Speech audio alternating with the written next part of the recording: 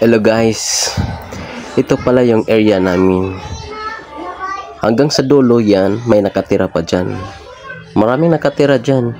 Yung sa kilid, yan yung sa kanal yan sa National Irrigation Authority or sa NIA. Nagtsatsaga kami araw-araw kasi kailangan lalo na kapag pumasok ka sa trabaho or yung iba dito nag-aaral. Ilang taon na kaya ito na hanggang ganito lang talaga palagi. Minsan may pagkakataon na sa isang taon minsan may isang bisis or dalawang bisis or minsan wala na inaayos nga. Minsan lang yung grader lang or bulldozer yan, nag-i-scrap lang, tapos ayun, isang bisis lang. Kapag umulan, grabe, ganito talaga. Lahat ng nakatira dito yan talagang gustong inaasam-asam na magiging maayos yung daanan namin, lalo na kapag umuulan. Ang hirap,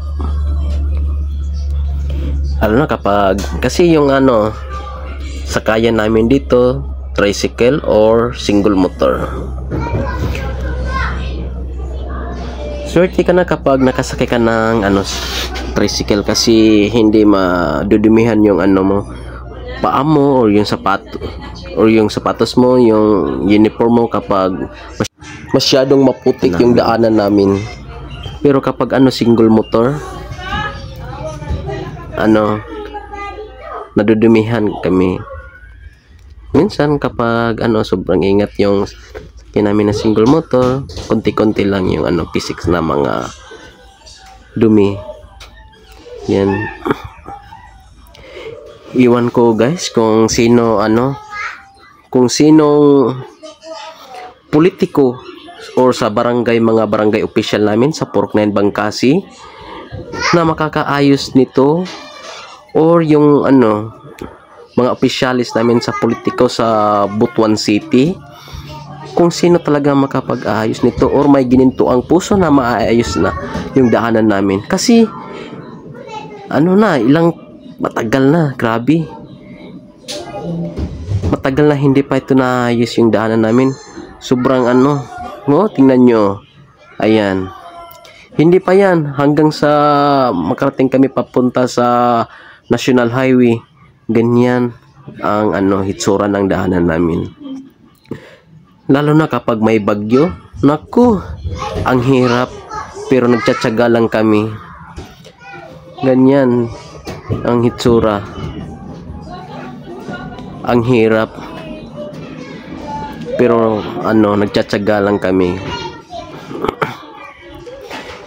Iwan ko kung sino ang may magandang pamumunuan sa politiko na makapag-aayos nito, kasi tagal-tagal to. Ilan ng mayor, councilor, vice mayor, congressman ang hindi pa nakapagpaayos ng daanan namin, or yung mga barangay officialis.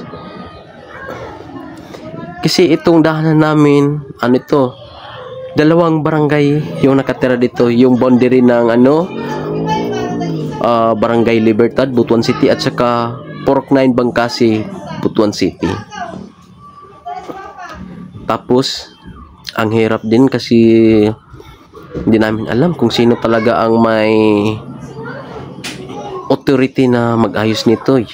Yung mga politiko ba namin dito sa Butuan City at saka sa barangay officialis namin, o sa National Irrigation Administration, yung sa NIA.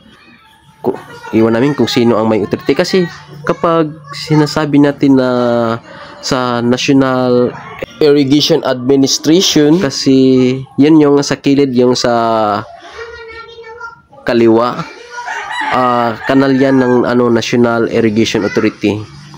Pero itong daanan, marami na kasing dumaan ito, lalo na mga mamamayan na nakatira dito sa Procnan Bangkasi at saka sa Libertad. Kaya pabayan lang namin kung sino mang magkakaroon ng gininto ang puso ng mga politiko na kung hindi man sa ngayon o sa susunod na mga henerasyon na mapansin sana nila itong daanan namin sa Purok 9 Bangkasi papunta ng kilometer 6 Libertad sa National Highway. Ganito talagang daanan namin ay sobrang hirap. Ang daming mga butas-butas na kalsada. Tingnan nyo guys. Swerte na lang kung lit-lit lang ng mga butas-butas at saka swerte na lang kung walang ulan kasi kahit may butas-butas hindi maputik. Pero sobrang hirap kasi sa buwan ng February halos araw-araw umuulan, kaya araw-araw din kami nagtsatsaga sa daanan namin. Lalo na pag may bagyo, naku, mas malala pa dito sa hitsura na makikita nyo sa daanan namin. Ayan tingnan nyo. Ang lala. Kahit man lang sana tambakan lang ng graba, okay na sana yan. Kahit hindi man lang nila magawa ng action na masiminto tong daanan namin, kahit graba na lang, okay na sana. Sana sa mga nakaupo sa gobyerno namin dito sa Butuan City o sa mga LGU Butuan City or sa National Irrigation Administration, mga barangay opisyalis namin dito sa Procnan Bangkasi at saka sa opisyalis din ng Libertad Butuan City, kasi magkarugtong ito sa barangay dito na area, dito na portion sakop na ito ng Libertad Butuan City,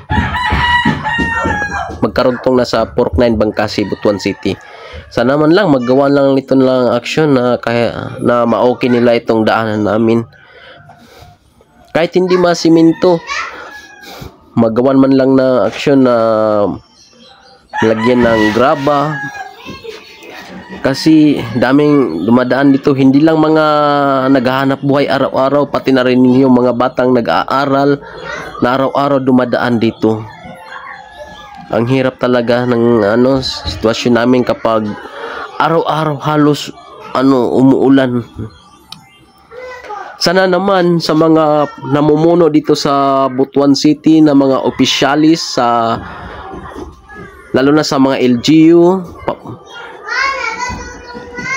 maghihintay na lang kami na kahit sino makaupo na maaksyonan nitong daanan namin, or sino kaya ang makapagpaayos na mga politiko na may gininto ang puso na maayos ito. Kasi di ba ang daming mga proyekto natin na sa mga daanan na pinapagawa, pero bakit hindi ito na napansin? Na ilang dekada na ito, ganito lang ang sistema sa daanan namin. Sana man lang mabigyan ng pansin. Tingnan nyo, malapit na kami sa National Highway. Oy! Tingnan nyo, grabe. Ang lala talaga. Sobrang malambot yung daanan namin. Ayan guys, malapit na kami sa National Highway. Kaya araw-araw kami nagtitiis. Kapag maayos na po nila ang daanan namin, tatanawin namin na utang na loob ito at ikasasaya namin lahat sa mga mamamayang nakatira dito Sana maaksyonan at mapansin po ito. Salamat po.